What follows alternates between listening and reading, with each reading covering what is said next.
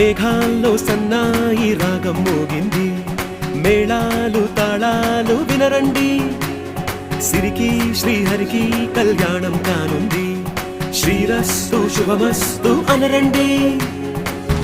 అచ్చతలు గంటో పెళ్లికి అర్థం చెప్పారంటూ, మెచ్చదగు ముచ్చట ఇది అని సాక్ష్యం చెబుతామంటూ, జనులంతా జై కొట్టేలా జరిపిస్తామండి. అందాల కుందనపు బొమ్మవని జత చేరు